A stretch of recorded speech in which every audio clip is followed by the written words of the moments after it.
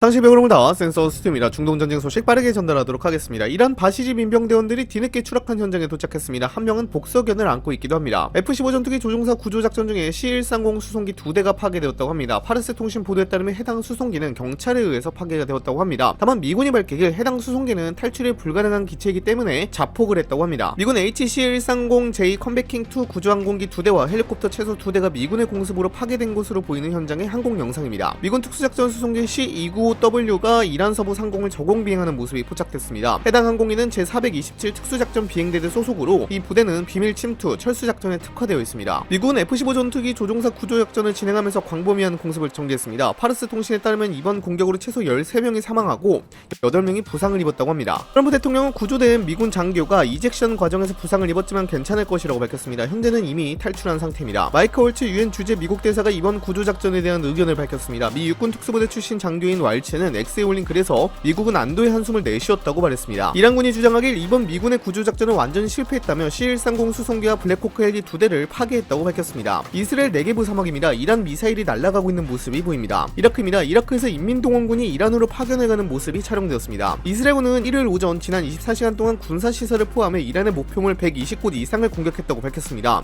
이스라엘군에 따르면 공격 대상은 이란 중부와 서부에 위치한 드론 생산 및 발사기지, 탄도미사일 배치기지, 방공시설 등이었습니다. 이스라엘군이 헤즈볼라에 대한 작전을 개시했습니다. 공군은 전투기, 전투헬리콥터, 무인항공기를 활용하여 남부 레바논에서 지상군을 지원하며 2000개 이상의 목표물을 공격했습니다. 예루살렘 포스트 보도에 따르면 이란의 탄도미사일 무기고 상당 부분이 북한에서 직접 구매했거나 북한이 개발한 무기를 포함하고 있다고 밝혔습니다. 이란 사법부 언론 매체인 미잔 온라인은 일요일 모하머드 아미 비글라리와 샤인 바이드 파라스트가 군사시설을 파손하고 무기고에 접근하려 한 혐의로 유죄 판결을 받았다고 보도했습니다. 해당 매체는 대법원이 하급심의 사형 선고를 확정한 후 두 남성이 교수형에 처해졌다고 전했습니다. 이란 혁명수비대 해군사령관 모스타파 아지지가 이스라엘군 공습으로 사망했습니다. 쿠웨이트입니다. 쿠웨이트의 한 발전소가 이란 드론의 공격을 받은 것으로 알려졌습니다. 헤즈볼라는 수시간 동안 추적한 끝에 레바논 해안에서 이스라엘 해군 함정을 순항미사일로 공격했다고 주장했습니다. 이스라엘군은 그런 적이 있었냐며 이 사건에 대해 알지 못한다고 밝혔습니다. 아부다비 당국은 보르지 석유화학 공장에서 발생한 여러 건의 화재에 대응하고 있다고 밝혔습니다. 화재는 석유 시추 작업 중 낙하물로 인해 발생한 것으로 알려졌습니다. 아부다비 언론 사무국은 피해 규모를 평가하는 동안 발전소 가동을 즉시 중단했다는 성명을 발표했습니다. 하마스 고위 대표단이 이스탄불에서 레제프 타이프 에르도안 티르키예 대통령을 만났습니다. 하마스 대표단은 에르도안 대통령의 팔레스타인 대의에 대한 지지를 감사를 표하고 휴전과 가자지구에 대한 인도적 지원 등을 논의했다고 합니다. 대한민국 구윤철 기재부 장관은 걸프국가 외교관들과 만나 세계 에너지 위기와 호르무즈 해협의 사실상 봉쇄에 대해 논의했습니다. 걸프 지역 특사들은 한국을 최우선 과제로 삼고 있으며 안정적인 에너지 공급 유지를 위해 서울과 긴밀히 소통할 것이라고 밝혔다고 성명에서 전했습니다. 추후 소식이 더 들리면 영상 제작해서 업로드하도록 하겠습니다. 영상 마치겠습니다. 감사합니다.